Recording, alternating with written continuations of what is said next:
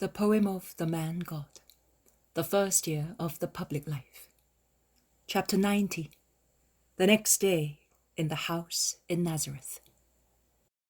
28th of January, 1945. I see Mary moving about the house, barefooted and active at daybreak.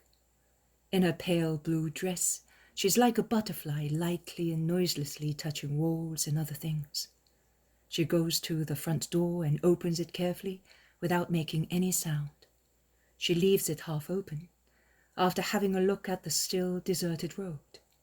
She tidies up, opens doors and windows, goes into the workshop, where she now keeps her looms, since it was abandoned by the carpenter, and bustles about also in there. She carefully covers one of the looms, where weaving has just begun, and smiles at one of her thoughts while looking at it. She goes out into the garden. The doves gather on her shoulders, and with short flights from one shoulder to the other, to have the best place, quarrelsome and jealous of her love, they accompany her to a closet where foodstuffs are stored. She takes some grains for them and says, "Here, stay here today. Don't make any noise. He is so tired." She then takes some flour and goes into an anteroom near the stone oven and starts making the bread. She kneads it and smiles. Oh, how Mother smiles today. She's like the young mother of the Nativity. So much joy has made her young again. From the dough she takes a lump and puts it aside, covering it, and then resumes her work, getting heated, while her hair looks lighter in color as it becomes slightly powdered with flour. Mary of Alphaeus comes in quietly. "Are you working already?" "Yes, I am baking bread, and look, the honey cakes he likes so much." "You make the cakes. The dough is quite bulky. I'll work it for you." Mary of Alphaeus, a more robust countrywoman, works at the bread with enthusiasm, while Mary mixes butter and honey to the cakes. She makes many round-shaped ones and places them on a metal plate. I do not know how to inform Judas. James does not dare, and the others. Mary of Alphaeus sighs. Simon Peter is coming today. He always comes with the fish on the second day after Sabbath. We will send him to Judas. If he is willing to go. Oh, Simon never says no to me. May peace be on this day of yours, says Jesus, appearing. Though two women start, hearing his voice. Are you already up? Why, I wanted you to sleep. I slept like a child in its cradle, Mother. I am afraid you have not slept. I watched you sleeping. I always did so when you were a baby. You always smiled in your sleep, and that smile of yours remained all day long in my heart like a pearl. But last night, son, you were not smiling. You kept sighing as one who is afflicted. Mary, sore at heart, looks at him. I was tired, Mother. The world is not like this house, where everything is honesty and love. You know who I am and can thus understand what it is for me to be in touch with the world. It is like walking along a foul, muddy road. Even if a man is careful, he will get splashed with mud and the stench will penetrate him, even if he endeavors not to breathe. And if he is a man who loves cleanliness and pure air, you can imagine how troublesome it is. Yes, son, I understand. But it grieves me that you should suffer. Now I am with you and I do not suffer. There is only the memory, but it serves to increase the joy of being with you. And Jesus bends down to kiss his mother. He caresses also the other Mary, who has just come in, all flushed, after lighting the oven fire. We will have to inform Judas. It is the worry of Mary of Alphaeus. It is not necessary. Judas will be here today. How do you know? Jesus smiles and is silent. Son, every week, this day, Simon Peter comes. He comes to bring the fish caught early in the night, and he arrives here shortly after daybreak. He will be happy today. Simon is good. He always helps us while he's here. Does he not, Mary? Simon Peter is honest and good, says Jesus. But also the other Simon, whom you will see shortly, is a kind-hearted man. I am going to meet them. They must be about to arrive. And Jesus goes out whilst the women, after putting the bread into the oven, go into the house, where Mary puts on her sandals and then comes back wearing a snow-white linen dress. Some time goes by, and while waiting, Mary of Alphaeus says, "You did not have time to finish that work." It will soon be finished, and my Jesus will have the relief of shade without having his head burdened. The door is pushed from outside. "Mother, here are my friends. Come in." The disciples and shepherds go in all together.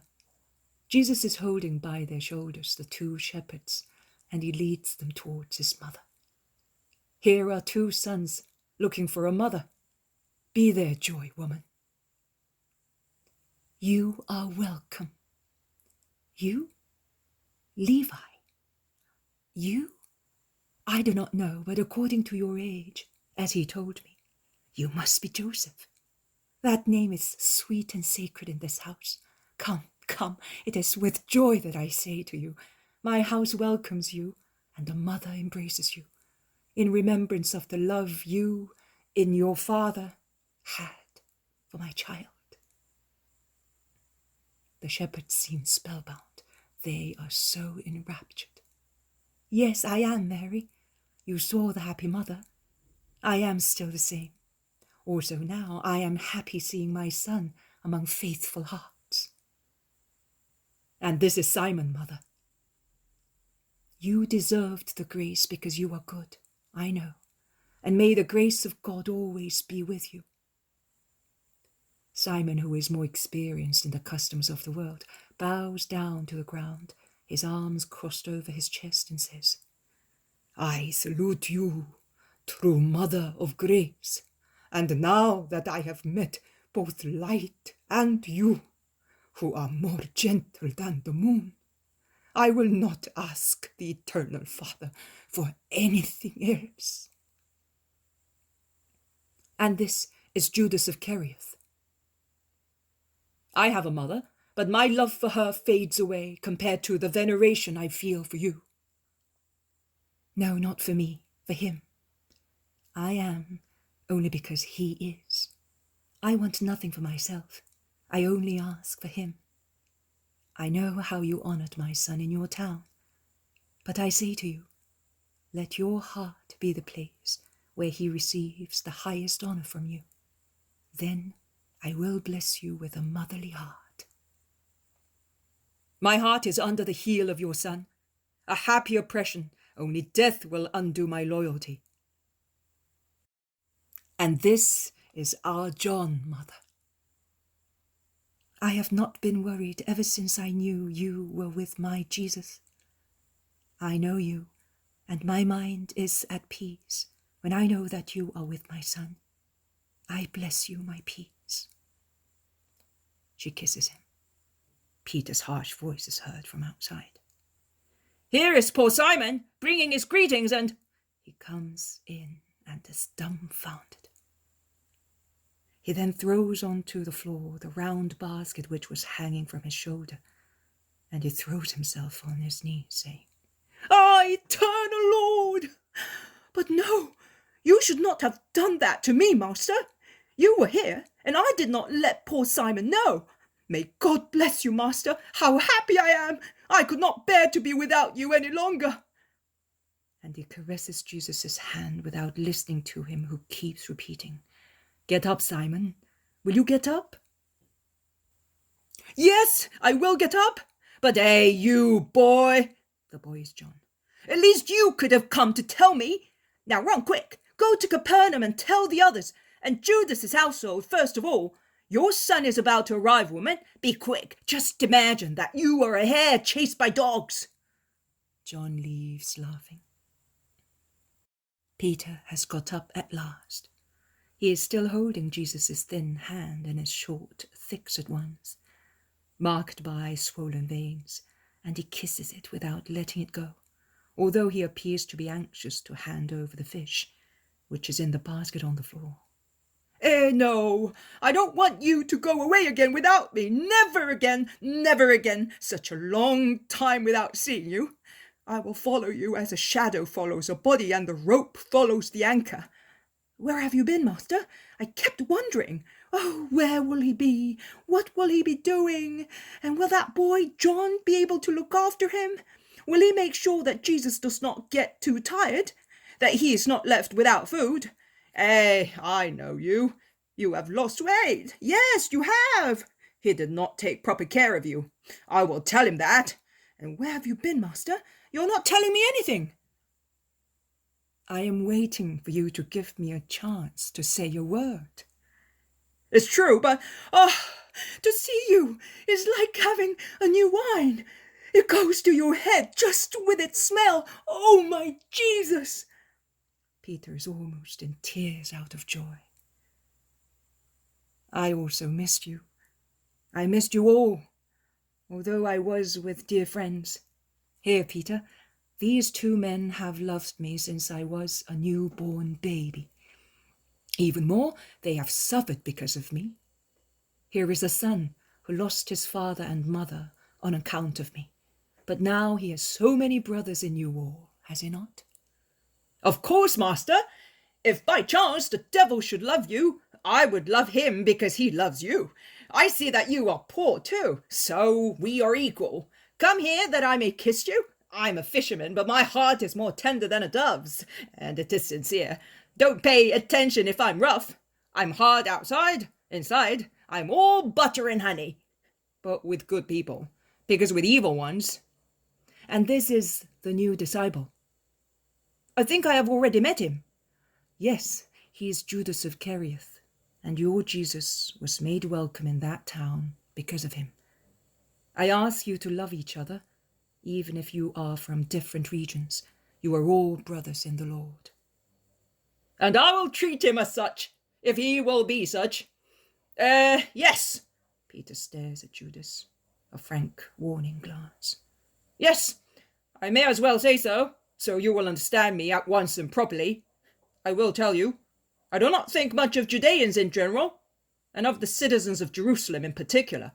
But I am honest, and upon my honesty, I can assure you that I will put aside all the ideas I have of you, and that I want to see in you only a brother disciple. It is up to you now, not to make me change my mind and my decision. Have you such preconceived ideas, Simon? Also with regard to me? Asks the zealot, smiling. Oh, I had not seen you. With regard to you? Oh, no. Honesty is painted on your face. Goodness comes from your heart like sweet-smelling oil from a porous vase. And you are an elderly man, which is not always a merit. Sometimes, the older one gets, the more false and worse one becomes.